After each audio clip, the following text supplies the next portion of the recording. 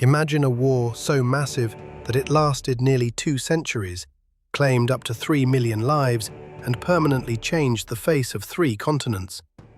This wasn't fiction.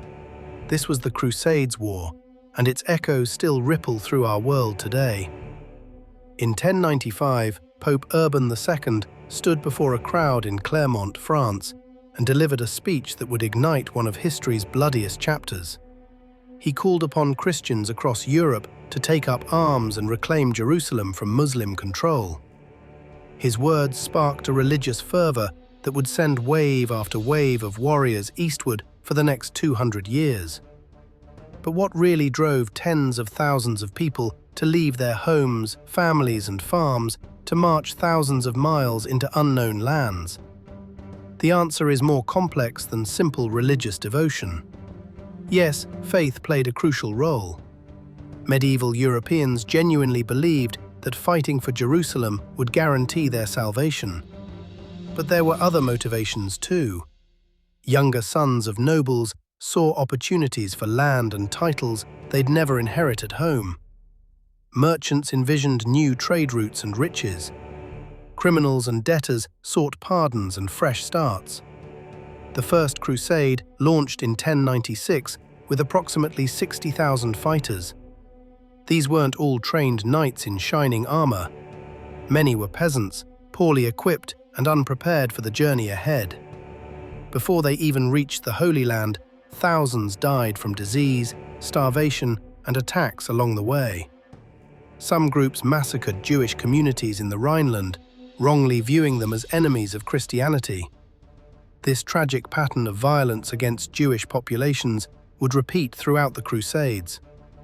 When the Crusaders finally reached Jerusalem in 1099, they laid siege to the city for 5 weeks.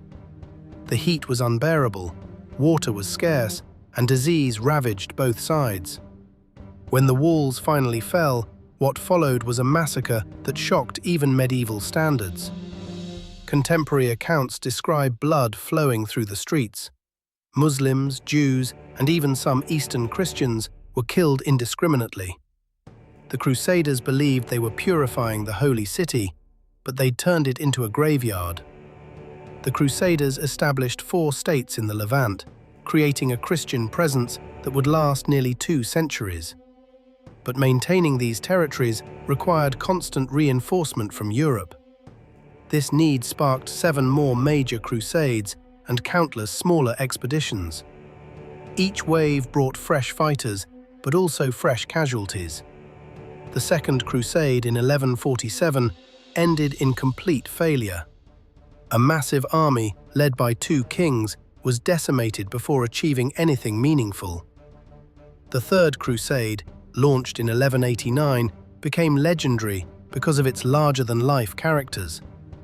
Richard the Lionheart of England, Philip II of France, and the Holy Roman Emperor Frederick Barbarossa all took the cross.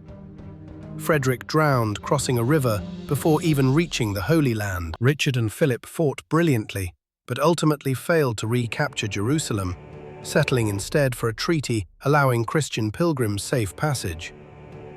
On the Muslim side, leaders like Saladin became legendary for their military prowess and, surprisingly, their chivalry.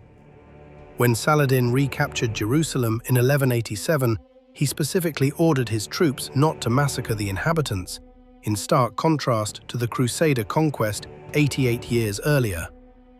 This act of mercy earned him respect even among his Christian enemies. The Fourth Crusade in 1204 revealed how far the movement had strayed from its original purpose. Instead of fighting Muslims, these crusaders attacked and sacked Constantinople, the greatest Christian city in the world.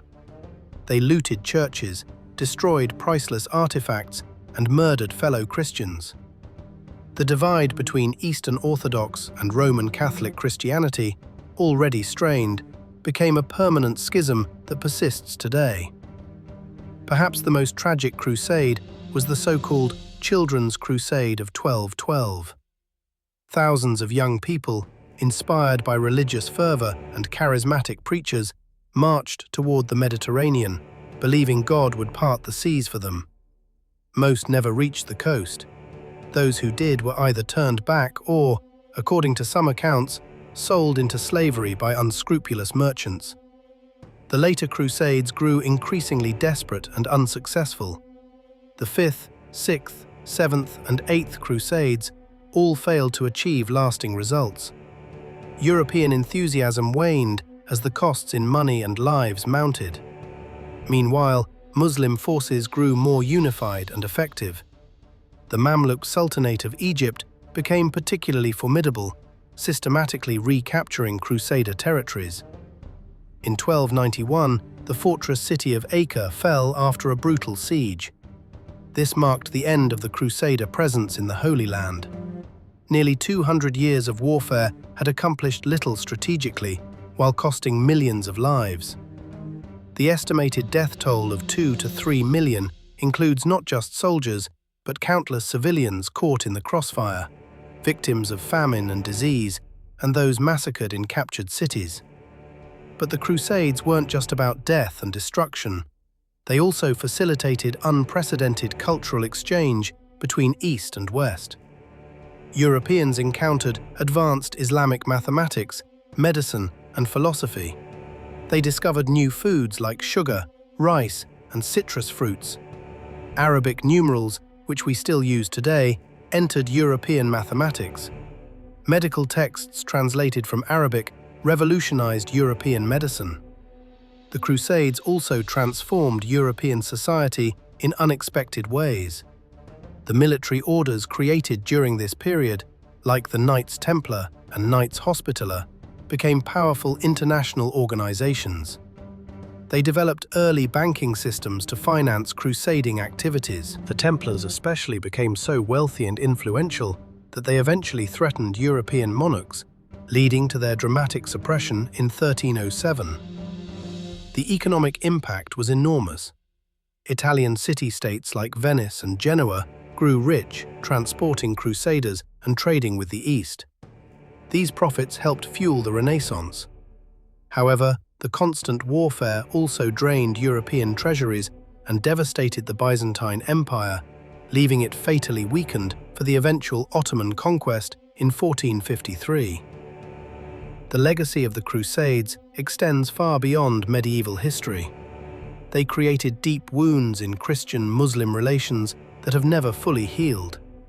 The term crusade itself became loaded with meaning, used and misused by various groups throughout history.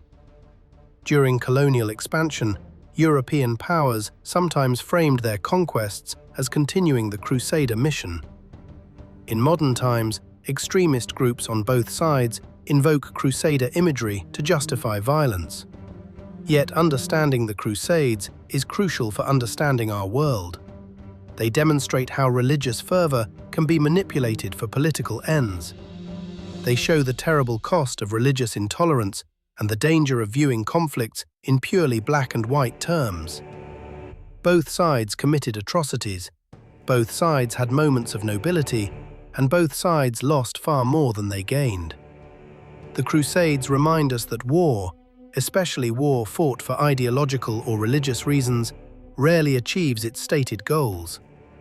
Jerusalem changed hands multiple times, millions died, and in the end, the status quo largely returned. The holy city that both sides fought so desperately to control remained contested, as it still is today.